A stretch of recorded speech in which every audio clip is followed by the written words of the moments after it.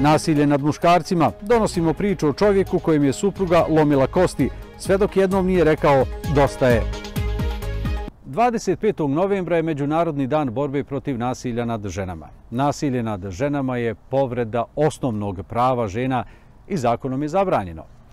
Mnogi slučajevi nasilja ostaju nezabilježeni jer se žene boje prijaviti nasilje. Slično je i sa muškarcima. Često su i oni ti koji se stide glasno reći da su žrtva nasilja. U Njemačkoj je svaka 5. žrtva kućnog nasilja muškarac.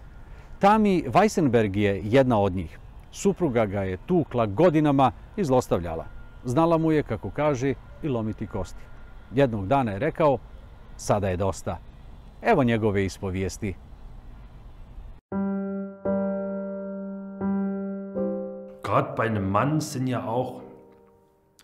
Postoje stereotipi o tome da su muškarci jaki, da ne plaču i da su snažni u svakom pogledu. Međutim, kada vam dođe muškarac i kaže da je žrtva nasilja, i to možda od fizički znatno slabije osobe, tada veliku ulogu igra sramota.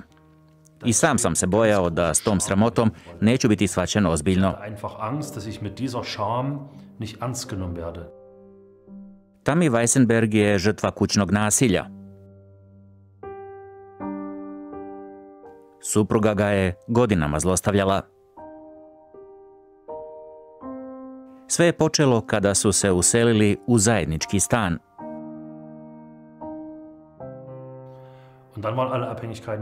Na početku se radilo o ovisnosti, kako materijalnoj, financijskoj, stambenoj i emocionalnoj.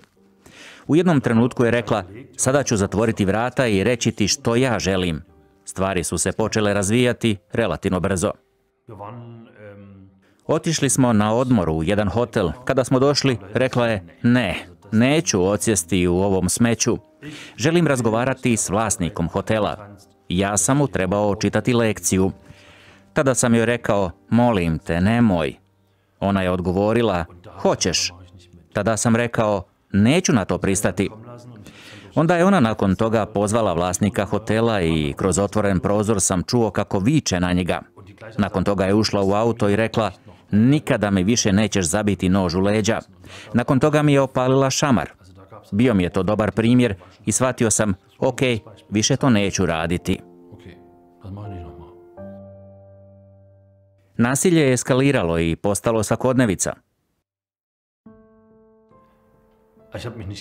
Nisam se opirao, šutio sam ili se pravio kao da sam mrtav. Jednostavno sam prihvatio nasilje. Godinama sam se toliko navikao tako da više nisam osjećao nikakvu fizičku bol. Posljedice su bile rane i polomljene kosti. Često sam morao tražiti liječničku pomoć, ali ona mi je uvijek unaprijed naređivala što da kažem. Bio si nespretan, pao si niz stepenice, bio si nespretan i čekićem se udario u prst. Govorila mi je što moram reći doktoru. Upravo tako sam i govorio. Znao sam se i nasmijati dok sam pričao i reći kako sam nespretan. Liječnici nisu mnogo zapitkivali.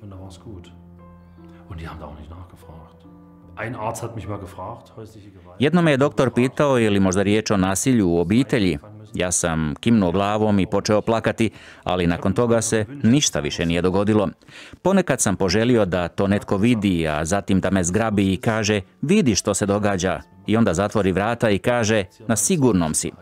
Ljudi iz mog okruženja i obitelj su mi rekli, naravno da smo primijetili, ali ti si bio toliko povučen u sebe, tako da ti nismo se mogli ni približiti. Du warst so tief drinne, du hättest es gar nicht an dich rangelassen. Tam je izgubio većinu prijatelja.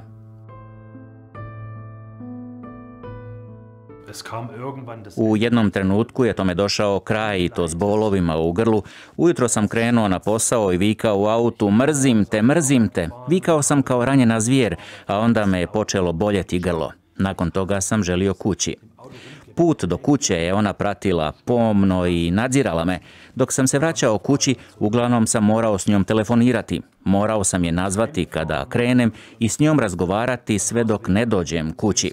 Vožnja je trajala 12 minuta i 38 sekundi, a od 13. minute bi počela panično pitati, gdje si? I toga dana sam pomislio, danas ću otići ranije. A onda sam sebi rekao, krenut ćeš nekoliko minuta ranije, isključit ćeš mobitel i nikada više nećeš otići tamo. Tada sam imao samo ono što sam tog dana imao sa sobom, službeni automobil, i od tog dana više nikada nisam tamo otišao. U Njemačkoj je svaka 5. žrtva kućnog nasilja neki muškarac. Tami danas pomaže drugim muškarcima koji su pretrpjeli kućno nasilje. Njegova priča bi ih trebala ohrabriti.